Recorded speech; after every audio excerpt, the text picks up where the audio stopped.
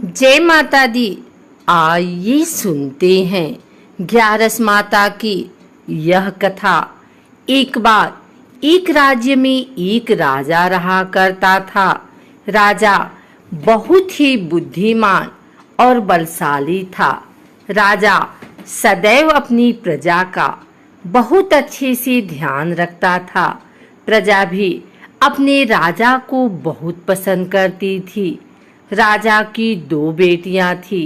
राजा अपनी दोनों बेटियों से बहुत प्रेम करता था। राजा की छोटी बेटी देखने में बहुत सुंदर और आकर्षक थी और राजा की बड़ी बेटी छोटी बेटी के मुकाबले थोड़ा कम सुंदर थी। राजा की छोटी बेटी ग्यारस माता की पूजा किया करती थी और सभी लोग राजा की छोटी बेटी से बहुत प्रेम करते थे और बहुत प्रशंसा किया करते थे। राजा भी अपनी छोटी बेटी को बड़ी बेटी से अधिक प्रेम करता था, जिस कारण राजा की बड़ी बेटी को अपनी छोटी बहन से बहुत नफरत होने लगी। राजा की दोनों बेटियां जब बड़ी हो गई तब एक पड़ोस राज्य में रहने वाला राजकुमार राजा की बड़ी बेटी के लिए रिश्ता लेकर आया। लेकिन जैसे ही उस राजकुमार की नज़र राजा की छोटी बेटी पर पड़ी तो वह राजकुमार राजा की छोटी बेटी पर आकर्षण हो गया और उससे पहली नजर में प्रेम कर बैठा। उस राजकुमार ने राजा की बड़ी बेटी के साथ विवाह करने से मना कर दिया और उसने राजा से कहा कि मैं आपकी छोटी बेटी से विवाह करना चाहता हूँ। जिसके बाद राजा की बड़ी बेटी यह देखकर अपनी छोटी बहन से बहुत क्रोधित हो गई और राजा की बड़ी बेटी ने अपनी छोटी बहन को अपना सबसे बड़ा दुश्मन मान लिया। राजा की बड़ी बेटी ने अपनी छोटी बहन से बदला लेने का निर्णय लिया, जिसके लिए उसने अपनी छोटी बहन को जान से मारने का प्लान बनाया। राजा की बड़ी बेटी ने अपनी छोटी बहन को मारने के लिए सबसे पहले एक लड्डू में जहर मिलाकर अपनी छोटी बहन को दे दिया और उसको लड्डू खाने के लिए कहा। लेकिन लड्डू खाने के बाद भी छोटी बहन को कुछ नहीं हुआ। बड़ी बहन यह देखकर बहुत आश्चर्यचकित हो गई, लेकिन बड़ी बहन ने हार नहीं मानी और उसने जब रात में छोटी बहन अपने कमरे में सो रही थी तब एक मटके में सांप रखकर उसे कमरे में छोड़ दिया। लेकिन सांप भी छोटी बहन का कुछ नहीं कर पाया। जिसके बाद बड़ी बहन ने अपनी छोटी बहन से कहा कि चलो हम लोग कुएं में से पानी भर कर लाते हैं। जिसके लिए वह अपनी छोटी बहन को पानी भरने के बहाने कुएं के पास ले गई और उसने अपनी छोटी बहन को कुएं में धक्का दे दिया। लेकिन छोटी बहन को तब भी कुछ नहीं हुआ, क्योंकि हर बार ग्यारस माता उसकी रक्षा कर रही थी और उधर बड़ी बहन अपने सारे प्रयासों के बाद असफल हो रही थी, जिससे वह बहुत क्रोधित होती जा रही थी। फिर उसने अपनी छोटी बहन के पास जाकर उससे खुद ही पूछा कि मेरी छोटी बहन, तुमको पता है भगवान ने सबकी मृत्यु एक निश्चित समय पर लिखी हुई है और कैसे तुम्हारी मृत्यु होगी, क्या यह तुम जानती हो? तब छोटी बहन ने अपनी बड़ी बहन को बताया कि हाँ, मैं तो जानती हूँ मेरी मृत्यु कैसे होगी। छोटी बहन से यह सुनकर बड़ी बहन मन ही मन बहुत प्रसन्न होने लगी और उसने अपनी छोटी बहन से कहा कि तो मुझे अपनी मृत्यु का राज बताओ। छोटी बहन ने अपनी बड़ी बहन से कहा कि मेरी मृत्यु तो एक तोते में है, जो तोते के गले में एक हार है, उससे मेरी मृत्यु होगी। जब तक कोई भी व्यक्ति तोते को मारकर वह हार अपने गले में पहनेगा तो मैं मूर्छित हो जाऊंगी, और जैसे ही उस हार को अपने गले से उतारेगा तो मैं वापस से जीवित हो जाऊंगी। अपनी छोटी बहन की मृत्यु का राज जानकर बड़ी बहन बहुत ही खुश हो गई और उसने अपनी छोटी बहन को मारने के लिए उसके पालतू तोते को ढूंढना शुरू कर दिया। और छोटी बहन को इस बात का आभास हो गया था कि कोई उसकी जान लेना चाहता है, जिसके लिए वह अपने पिताजी के पास गई और उसने अपने पिताजी से कहा कि पिताजी, मेरी मृत्यु के बाद आप मुझे जलाइएगा मत, बल्कि आप मुझे अपनी पुरानी वाली हवेली में एक पलंग में लिटाकर छोड़ दीजिएगा। अपनी छोटी लड़की की यह बात सुनकर राजा बहुत आश्चर्यचकित हुए। राजा ने अपनी छोटी बेटी से पूछा, बेटी, तुम यह क्या कह रही हो? तब राजा की छोटी बेटी ने बताया, पिताजी, समय किसी के लिए नहीं रुका है, कब क्या हो जाए किसी को कुछ पता नहीं है। और फिर राजा ने अपनी छोटी बेटी से कहा कि तुम ऐसी बातें क्यों कर रही हो? 2-3 दिन में तो तुम्हारा विवाह है। लेकिन छोटी बेटी ने अपने पिताजी को ऐसा करने पर मजबूर कर दिया और उनसे वचन ले लिया।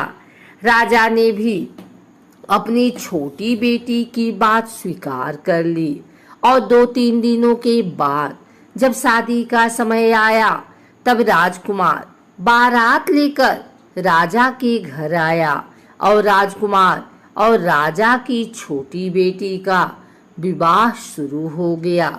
जैसे ही राजा की छोटी बेटी राजकुमार के साथ फेरे लेना शुरू करती है, उसकी बड़ी बहन अपनी छोटी बहन के कमरे में जाकर उसके तोते को पकड़ लेती है और उसको जान से मार देती है।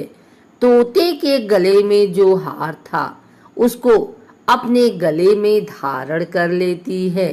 जैसे ही बड़ी बहन उस हार को अपने गले में धारण करती है, उधर छोटी बहन 3.5 ही फेरे ले पाती है और वहीं पर बेहोश होकर गिर जाती है। जिसके बाद राजा ने बड़े दर्द हकीमों को बुलाया और अपनी छोटी बेटी का इलाज करने के लिए कहा। राजा की बात सुनकर वैद्य ने छोटी बेटी को जब चेक किया तो राजा को बताया कि आपकी छोटी बेटी ना तो जीवित है और ना ही मरी हुई है। यह मैं ऐसा पहली बार देख रहा हूँ। राजा ने वैद्य और हकीम को यह बात बाहर बताने से मना कर दिया और उनको कहा कि अगर तुमने यह बात किसी को बाहर बताई तो हम तुम्हें फांसी दे देंगे।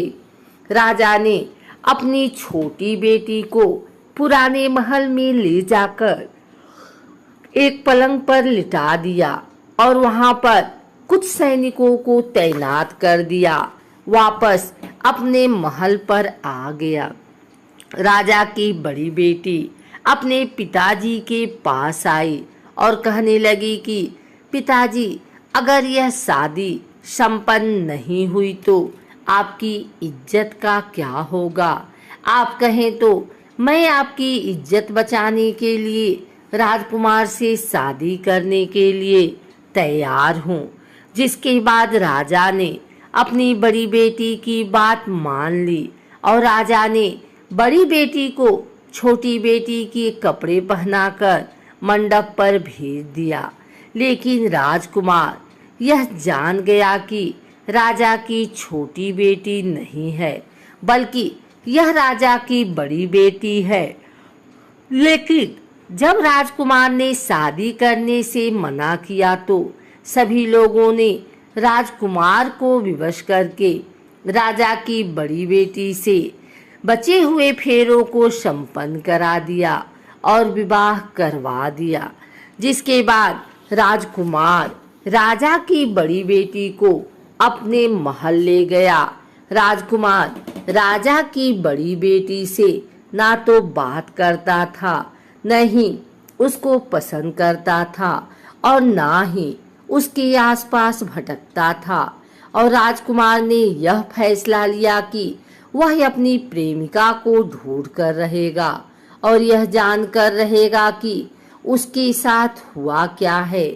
एक दिन राजकुमार अपने घोड़े पर सवार होकर राजा के पुराने महल के पास पहुंच गया, जहां पर उसने कुछ सैनिकों को देखा।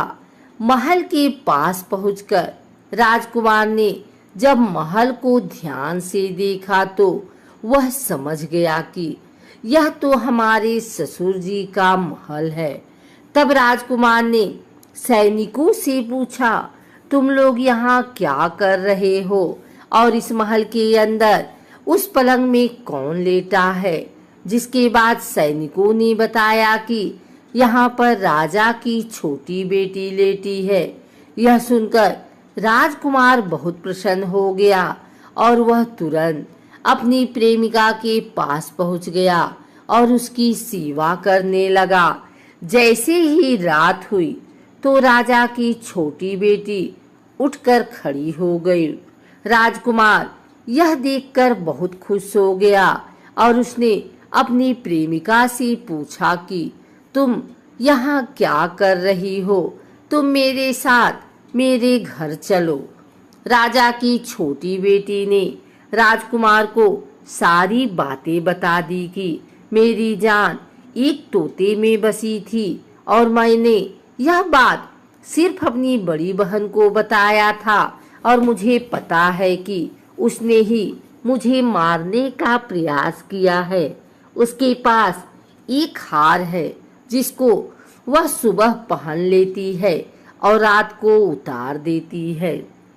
जब तक वह हार को पहन ले रहती है तब तक मैं मूर्छित रहती हूँ और जैसे ही वह हार को उतार देती है तो मैं जीवित हो जाती हूँ। और जब तक मेरी बड़ी बहन के पास वह हार है तब तक मैं ऐसे ही जीवित और मूर्छित होती रहूंगी। अगर मेरी बड़ी बहन के पास जो हार वह मेरे हाथ लग जाए तो मैं हमेशा के लिए जीवित हो जाऊंगी। राजकुमार यह बात सुनकर राजा की छोटी बेटी के पास रहने का निर्णय ले लिया और उसने अपने बचे हुए सारे फेरे उस पलंग में लेटी राजकुमारी की छोटी बेटी के साथ ले लिए और अपना विवाह पूर्ण किया। वहीं पर रहने भी लगा।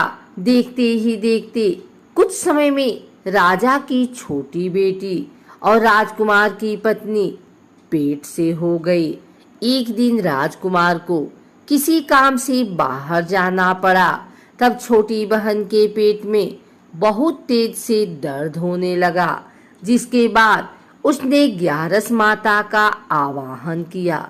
जिसके बाद वहां पर ग्यारस माता प्रकट हुई और उन्होंने अपने भक्त के दर्द को दूर किया और एक पुत्र की प्राप्त करवाई। और वहीं पर अचानक से राजकुमार भी आ गया।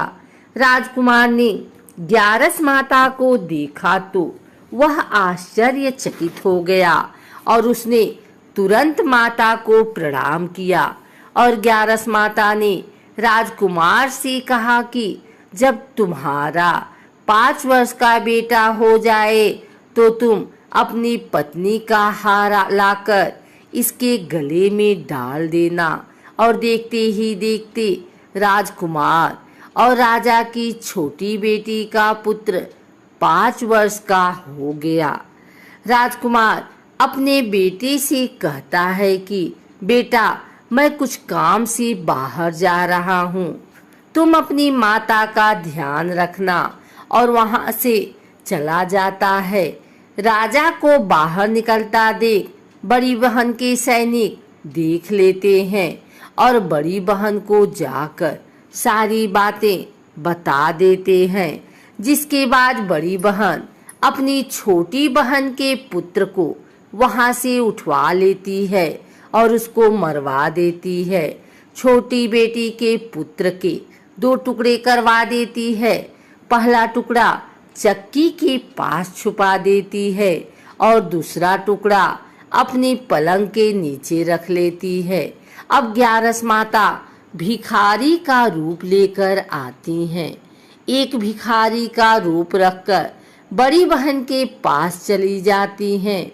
जिसके बाद वहां पर भिक्षा मांगने लगती हैं। बड़ी बहन अपने नौकरों से कहती है कि जाकर भिक्षा दे दो। लेकिन जैसे ही नौकर 11 माता को भिक्षा देने के लिए आते हैं तो माता उन्हें मना कर देती हैं और कहती हैं कि मैं तुम्हारी महारानी से ही भिक्षा लूंगी। जिसके बाद बड़ी बहन स्वयं ही भिक्षा देने के लिए माता के पास आती है। तब माता एक बिल्ली का रूप लेकर उसके कमरे में चली जाती हैं और वहां पर छोटी बेटी के पुत्र को कोई 2 टुकड़े को आपस में जोड़ देती हैं और उसे जीवित कर देती हैं। उसे वहां से ले जाती हैं। राजकुमार अपने बेटे को लेकर अपनी पत्नी के पास जाता है और उसे कहता है कि तुम इसका ध्यान रखना। अगर तुम इस बच्चे का अच्छे से ध्यान रखोगी तो मैं तुमसे बात करूंगा। एक दिन राजकुमार अपने बच्चे से कहता है कि तुम मम्मी से उनके गले का हार मांग लो। जिसके बाद राजकुमार का लड़का अपनी माँ के पास जाता है और कहता है कि माँ, मुझे तुम्हारा हार चाहिए जो तुमने गले में पहन रखा है। यह सुनकर पहले तो बड़ी बहन बहुत क्रोधित होती है, पर उसको यह याद आता है कि राजकुमार ने कहा था कि अगर मैं इस बच्चे का ध्यान अच्छे से रखूंगी तो वह मुझसे बात करेंगे। जिसके कारण वह हर बच्चे को देखती है और उसे संभालती है।